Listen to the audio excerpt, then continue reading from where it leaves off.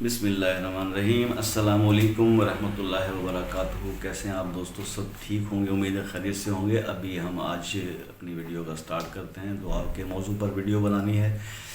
دعا کے فائدے اور فضیلتیں سب کو معلوم ہیں، سب جانتے ہیں کہ دعا عبادت کا بالکل سمجھ لیں کہ مغز ہے۔ مطلب آپ جب کوئی انسان عبادت کرتا ہے تو جو دعا مانگنے بیٹھتا ہے تو سمجھے وہ اپنے رب سے اس کی اجرت جو ہے وہ لے رہا ہے، اپنی مزدوری کی۔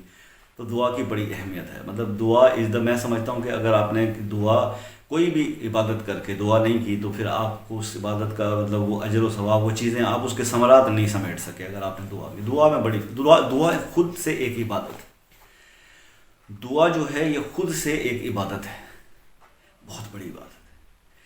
ابھی میں آپ کو ایک بات بتاؤں کہ مطلب ہم تو جو بھی ہم نے اسلام سیکھا، پڑھا، سمجھا، اس کے ہمارے پاس تو ایک ہی راستہ تھا، وہ حضور پاک صلی اللہ علیہ وسلم کی سنت سے، ان کی جو احادیث ہم تک پہنچی ان سے ہی ہم نے اس کو کیا، یا قرآن کی تفسیر زیادہ ایکسپلینیشن جو ملی وہ سرکار کی احادیث سے ہمیں ملی۔ تو احادیث کی روشنی میں بات تو کر ہی رہے ہیں کہ بھئی یہ دیکھیے اللہ کے نبی نے یہ فرمایا کہ بھئی دعا جو ہے نا وہ انسان کی اس کی 3 حالتیں ہیں۔ دعا رد نہیں ہوتی، دعا کبھی بھی جو بھی آپ مانگتے ہیں، کوئی بھی مانگتا ہے، اس میں نیک اور گناہ گار کی شرط نہیں ہے۔ مطلب کوئی بھی اللہ کا بندہ چاہے کہ وہ بہت گناہ گار ہے، چاہے کہ وہ بہت نمازی ہے، پرہیزگار ہے، عالم دین ہے، جب بھی کوئی انسان دعا مانگتا ہے، دل سے کوئی دعا مانگتا ہے تو وہ دعا رد نہیں ہوتی، ٹھیک ہے۔ اس دعا کے 3 ہوتے ہیں مرحلے، یا تو وہ دعا جو ہے اللہ پاک فوراً قبول کر لیتے ہیں، فی الوقت اسی وقت قبول کر لیتے ہیں، یا پھر وہ دعا جو ہوتی ہے اس دعا کے بدلے میں اللہ پاک آپ کی کوئی اور مشکل جو ہے وہ ضرورت تو نہیں پوری ہوئی لیکن کوئی اور پریشانی دور کر دی، ٹھیک ہے۔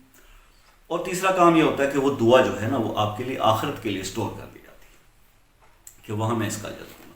اب آخرت کے بارے میں بہت مشہور حدیث کی روشنی میں جیسے کہ بہت سارے علماء کرام نے یہ سنا ہے کہ جب روز قیامت انسان کے عمل تل رہے ہوں گے تو اس ٹائم پہ ایک بندے کو مطلب فیصلہ ہو چکا ہوگا کہ اس کے اعمال بہت شارٹ ہیں اور اس کو جہنم میں داخل کر دیا جائے گا۔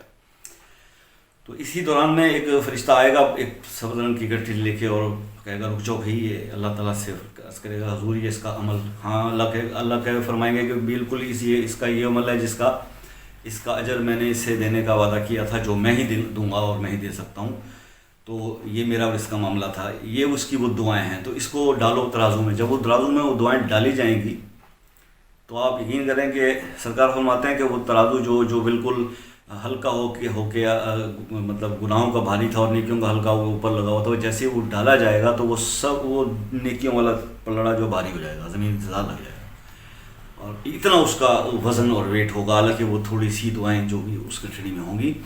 تو اگر ہم لوگوں کو یہ علم ہو جائے کہ ہماری دعاؤں کا یہاں تو کچھ نہیں تو آخرت میں جو صلہ ملنے والا، تو یقین کریں کہ مسلمان سارا دن دعا مانگتا رہے اور کوئی کام نہ کرے۔ مسلمان کیا کرے؟ مسلمان جو ہے وہ سارا دن دعا ہی لیے بیٹھا رہے کہ یا میں اللہ پاک سے جو ہے وہ دعا کر لوں، کیونکہ اس سے بڑی عبادت کوئی نہیں کہ آپ اللہ سے دعا مانگیں۔ تو خیر یہ ایک بات ہو گئی، تو دعا کا ایک مطلب یہ آپ کو کلیئر ہو گیا۔ اب ایک اور میں سے بات کروں کہ آپ اور ہمیں ہر مسلمان کو یہ پتہ ہے، مطلب ہر عالم دین کے بیان میں نے یہ سنا، اور یہ مطلب ہمارے عقیدہ مسلمانی کی سب سے بڑی مطلب یہ بیسکس میں سے ہے کہ مقدر اللہ پاک نے لکھ دیا، جو مقدر میں لکھا وہی ہمیں ملنا ہے، نہ اس سے زیادہ نہ اس سے کم۔